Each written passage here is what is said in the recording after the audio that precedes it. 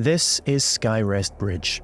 It is guarded by Pieta, she of the Blessed Renewal, one of the game's early boss encounters. We must triumph against her in order to proceed with our holy charge, to restore radiance to the 6 beacons of the Sentinels, and thwart Adyr's uprising.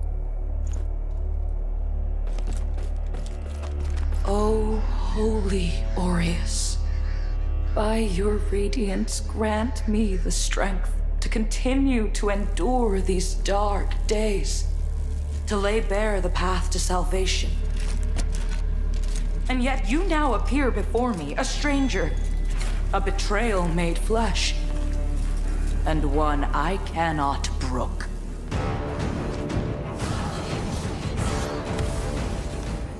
Melee, magic, and ranged abilities are seamlessly interwoven. Alongside standard attacks, you can choose between catalysts, bows, crossbows, or throwables, mapping up to 4 additional magic or range skills to your controller for immediate access. This rapidly speeds up combat and reduces the need to swap between options. As with many of the imposing bosses you'll encounter, Pieta has 2 very distinct stages.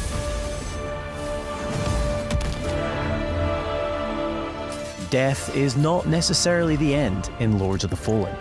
When slain in Axiom, the realm of the living, you'll resurrect in Umbral, the realm of the dead. We now have one final chance to survive.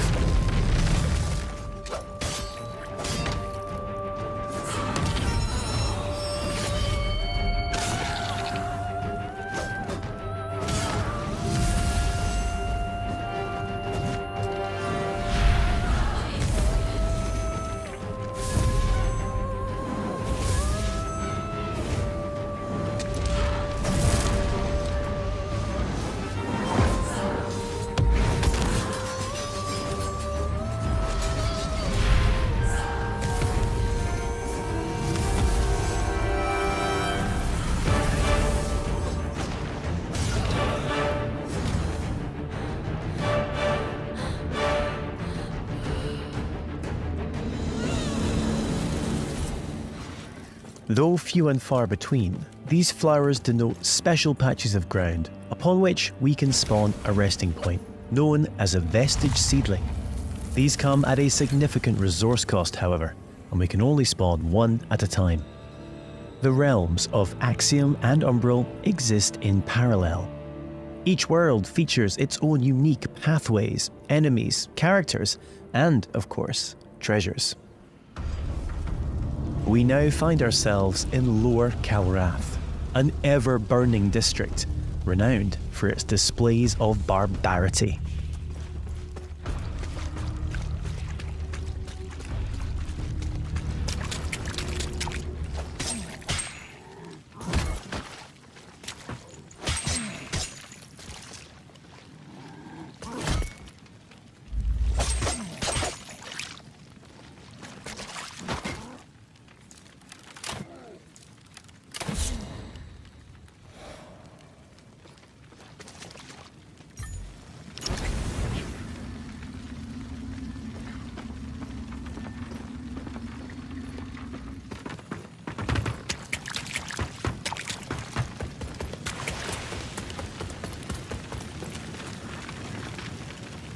We're now going to invite a second player to join us on our journey.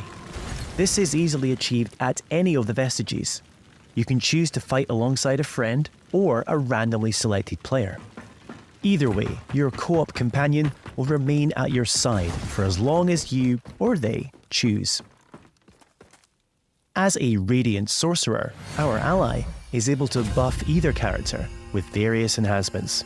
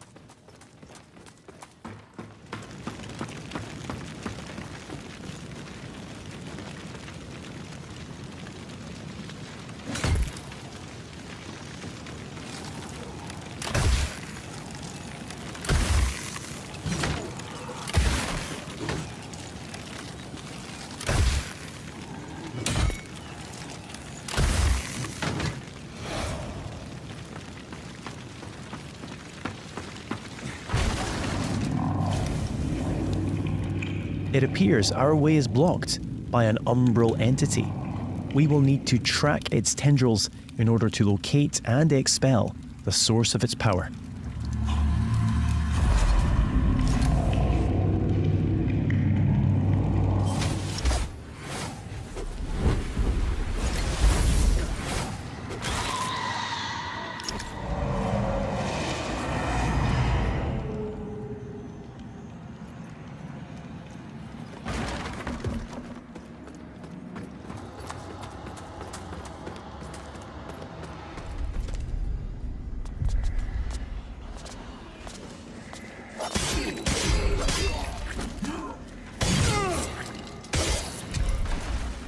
You'll also come across permanent vestiges on your travels. As well as using these to return to Axiom, you can also level up your stats at these locations.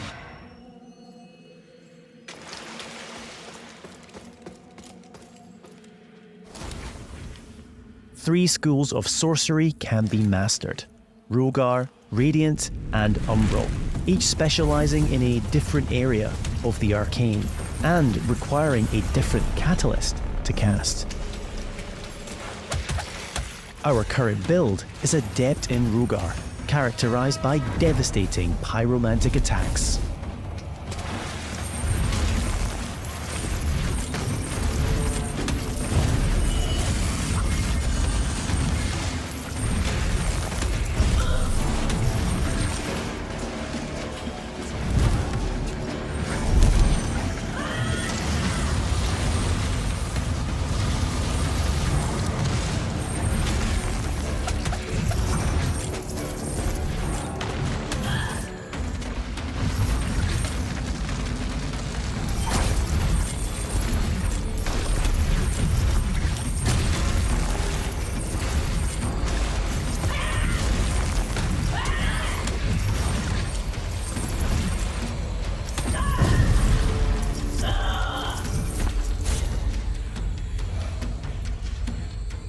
An age-old borough built into the very cliff face, Pilgrim's Perch typifies the verticality of Moonstead.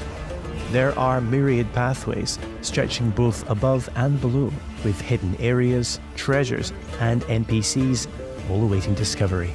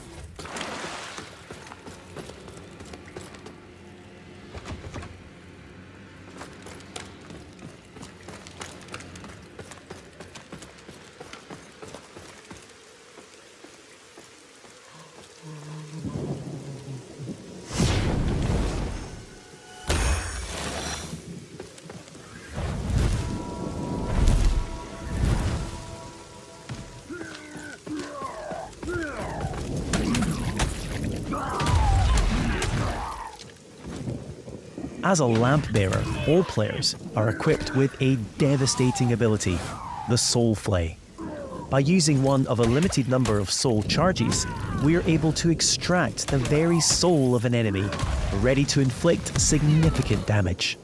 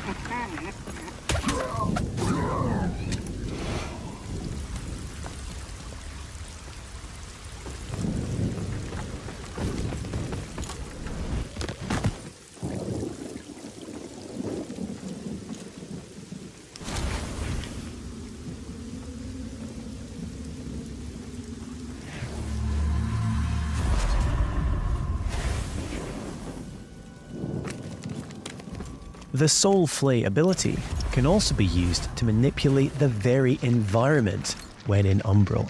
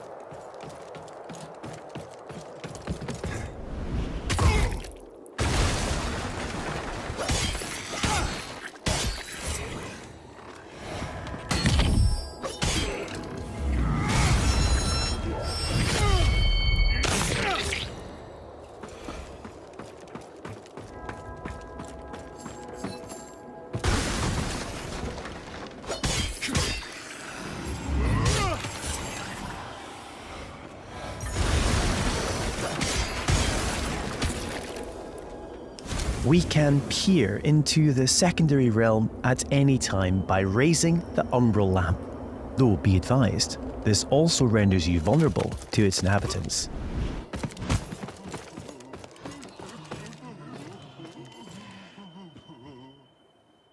We will now use the lamp to cross over to Umbral, though doing so will consume one of our 2 lives, and it isn't so easy to return to the world of the living.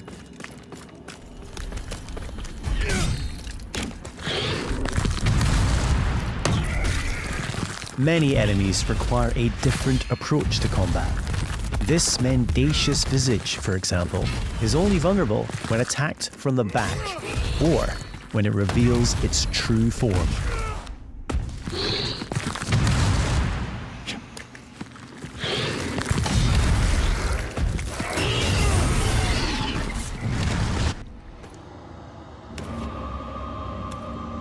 Finally, it's time to face off against the colossal spurned progeny, Scourge of Calrath.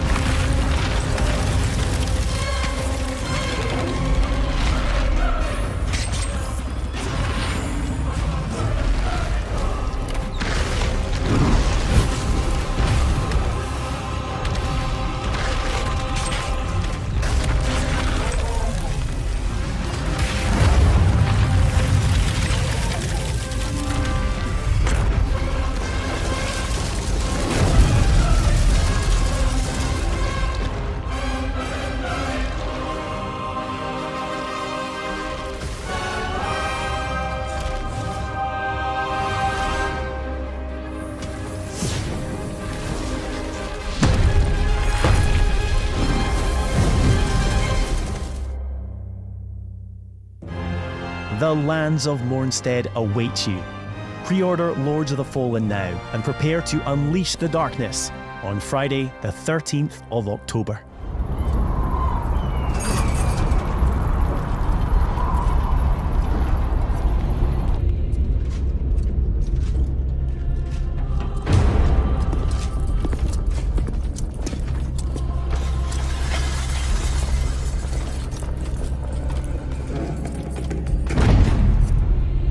The radiance of Mornstead withers.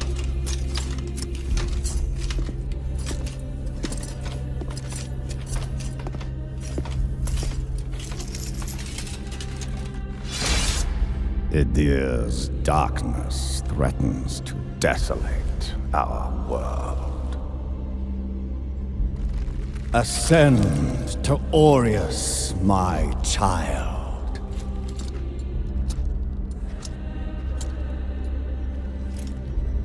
As his holy redeemer.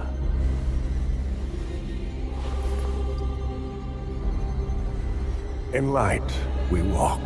In light we walk. Burn their very souls to ash.